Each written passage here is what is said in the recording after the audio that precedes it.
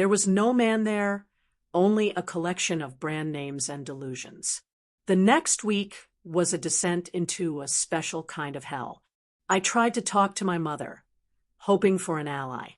We sat in her pristine kitchen, the smell of lavender and expensive tea in the air. "Oh, Elena, don't be so dramatic," my mother said, waving a manicured hand. "Mark is a provider. Men have their little secrets. So what if he's a bit behind on the mortgage? He'll figure it out. He always does. And he was so kind to help Sarah. Her boutique is going to be a massive hit. You should be happy for your sister instead of being so bitter about money."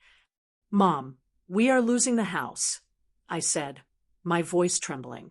"The bank doesn't care about Sarah's boutique. They want the money Mark loaned her. I need her to pay it back."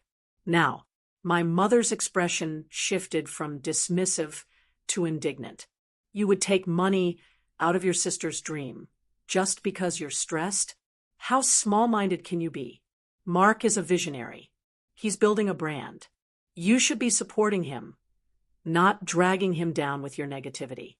Honestly, Elena, your jealousy is showing." I left her house in a daze. I realized then that the rot went deep. It wasn't just Mark. It was a whole ecosystem of enablers who valued the appearance of wealth over the reality of stability. I started digging. I spent my nights, after Mark fell asleep, going through his drawers, his briefcase, his deleted emails.